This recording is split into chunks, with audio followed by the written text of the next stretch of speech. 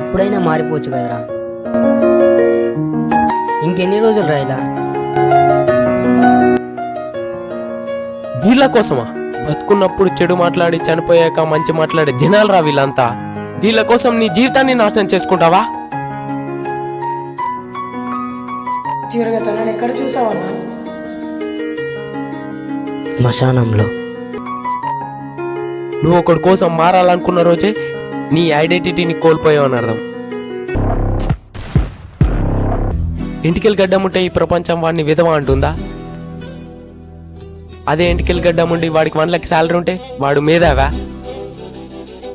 అయినా మనం మారినా మన గురించి మాట్లాడేవాడు ఎప్పటికి మారాడు.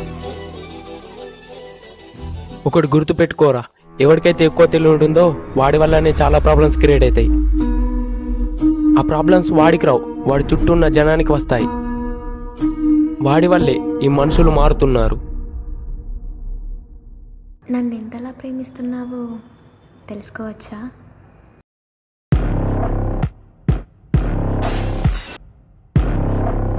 ఒక పర్ఫెక్ట్ మనిషికి చాలా మంది ఎనిమీస్ ఉంటారు. వేరే వాళ్ళ ఒపీనియన్ తీసుకొని ప్రాబ్లమ్స్ క్రియేట్ చేసుకుంటారు. లవ్ చేసి లైఫ్ని ఎండ్ చేసుకుంటారు. ప్రతి ఒక్కడు చావాల్సిందే.